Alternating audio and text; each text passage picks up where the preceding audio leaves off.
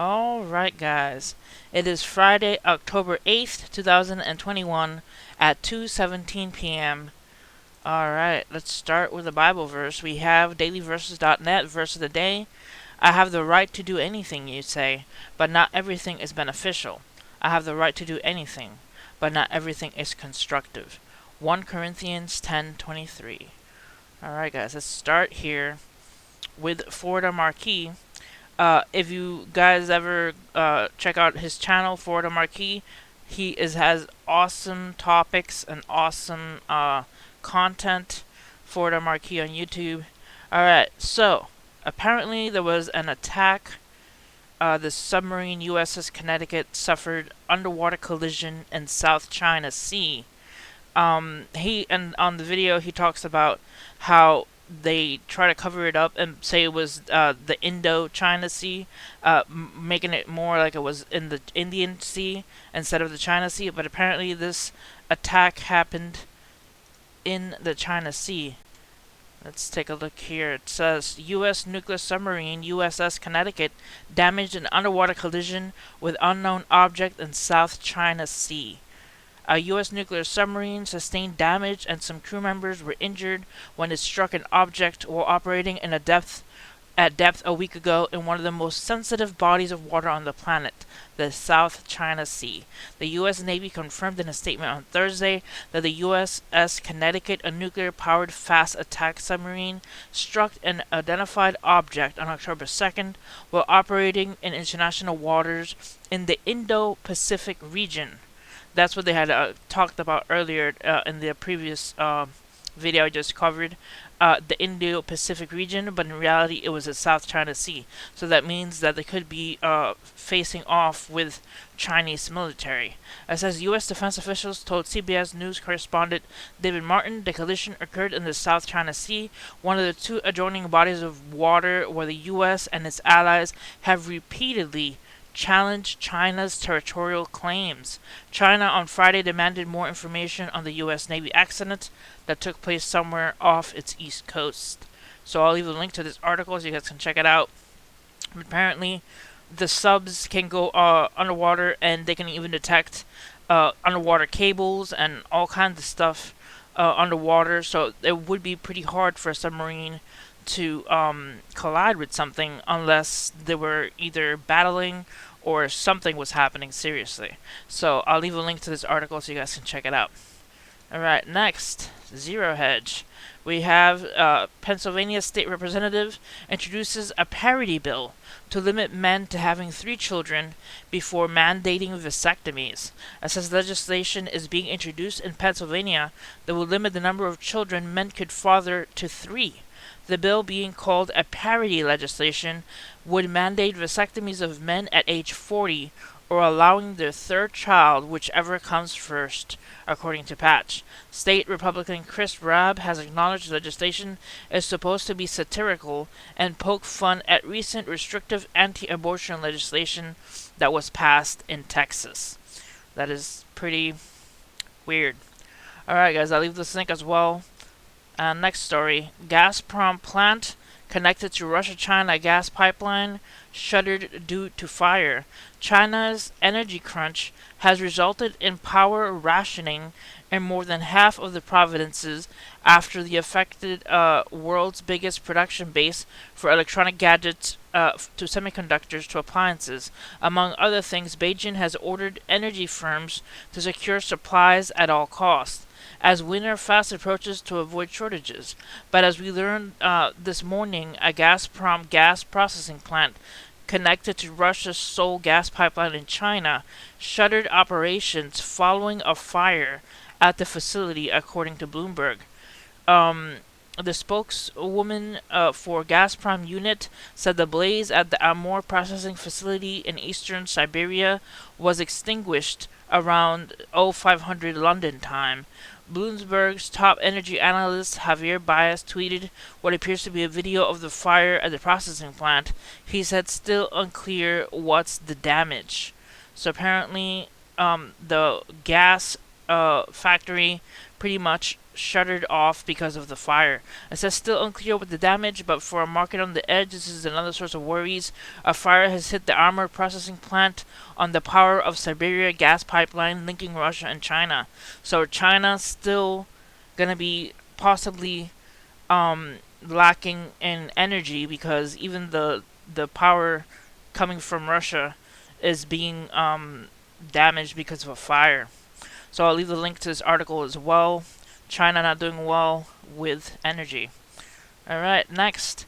At least 50 killed as ISIS carries out second major Afghan mosque attack this week. As the Taliban continues to struggle to devise a functioning government administration that can provide adequate security and stability while keeping the electricity flowing and food prices stable among the most pressing needs confronting the Afghan people, yet another mosque was attacked on Friday, the second major mosque attack in the country within a week. Even as the Taliban retaliated against ISIS-K, the suspected perpetrators, by launching a deadly raid on ISIS-K hideout, the insurgent group that sees itself as the biggest rival to the Taliban rule, was apparently bold enough to carry out another attack. Per the New York Times, a blast struck Shiite mosque in the northern city of Kunduz province in the middle of Friday prayers. So, prayers for those people who got injured there. That is horrible to experience an attack. Alright, guys. Next. I'll leave the link to all these articles as well. Alright, next. Indian central bank accumulating large quantities of gold almost under the radar. While large one-off central bank gold purchases get a lot of media attention, and the same is true for central banks, accumulating gold reserves over a 2 or 3 month period, sizable accumulation of gold by central banks on a month-out basis, with the exception of the Chinese and Russian central banks, tends to go almost unnoticed. A prime case point is the gold buying strategy of India's central bank, the Reserve Bank of India, which almost under the radar has now become one of the world's biggest and most consistent central bank gold buyers every year for the last 4 years. Starting as early as 2018 and up to August 2021, over the time, the RBI has added a staggering 166 tons to its strategic gold reserves and now holds an acclaimed 724.24 tons of gold, making India the 9th largest sovereign gold holder in the world, well ahead of the Netherlands in the 10th place and within shouting distance of Japan, the 8th place. Arguably, the stealthy gold accumulation by the Indian official sector is now becoming more apparent since two of the big guns that are normally active in the central bank gold buying market, the central banks of Russia and China, are currently taking a break.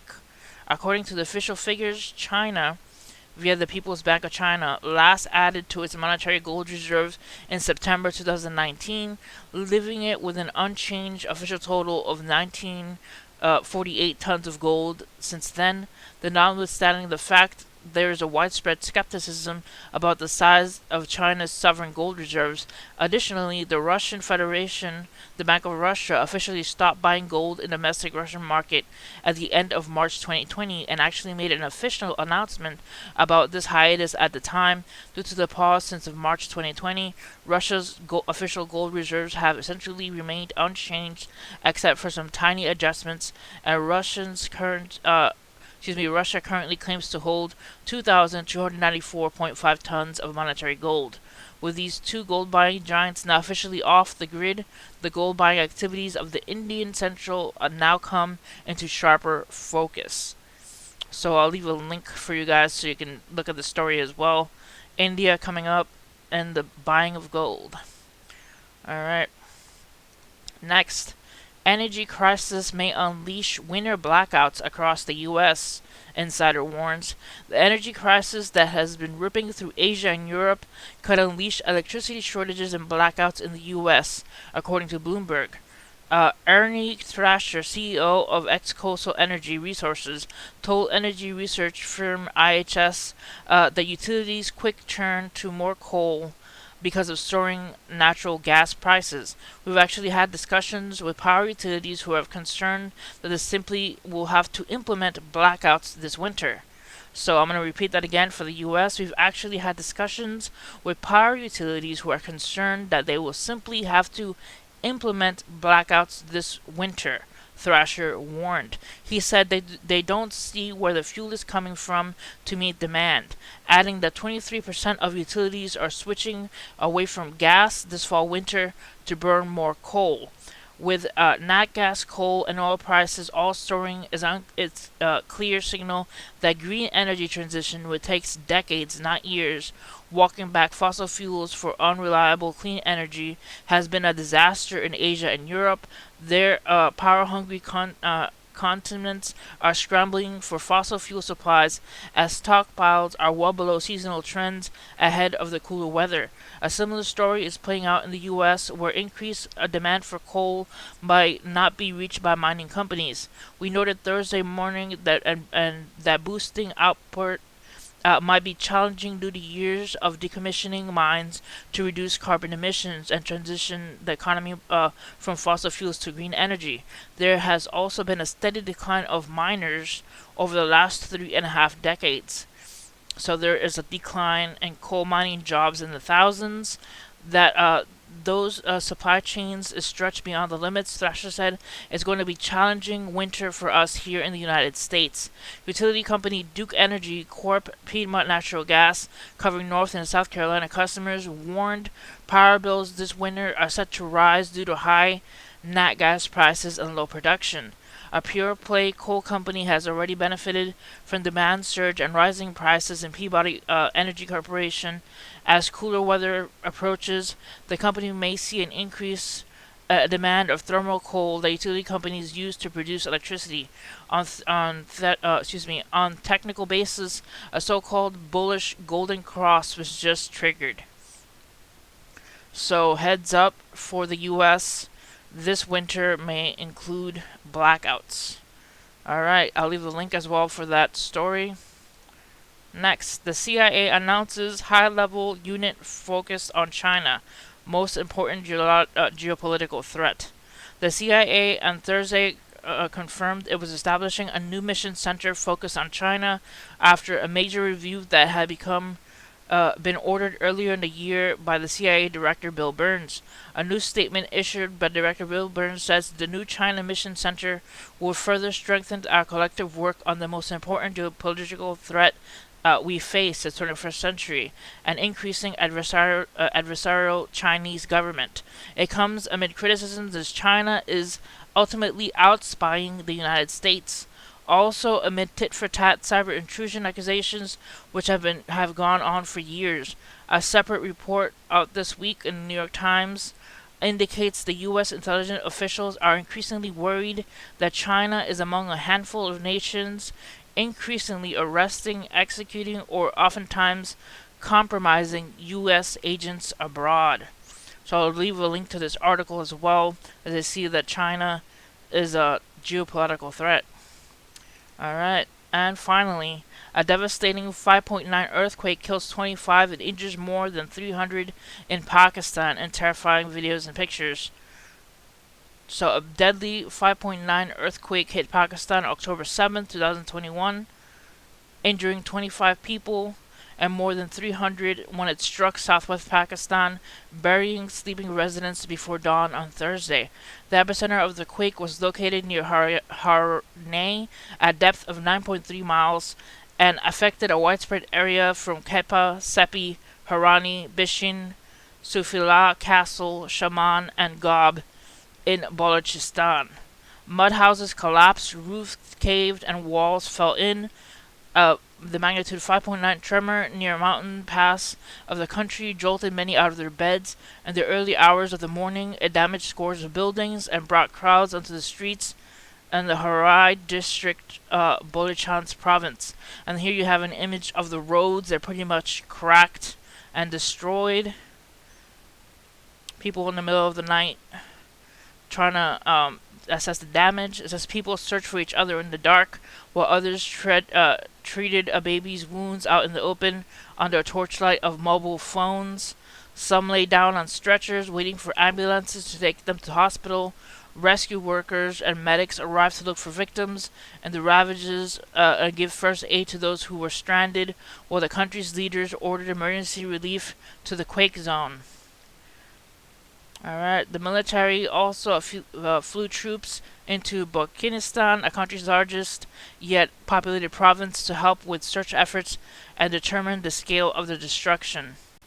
Army helicopters airlifted 9 people with critical injuries, including children with bandages wrapped around their heads, to the city of Quetta, near the Afghan border, where residents also felt the ground shake miles away, the country's national news agency said. So please pray for the people of Pakistan having to deal with this very large and devastating earthquake. Alright guys, that's it for this video. Hit like and subscribe for more news, and see you guys next time. God bless you guys.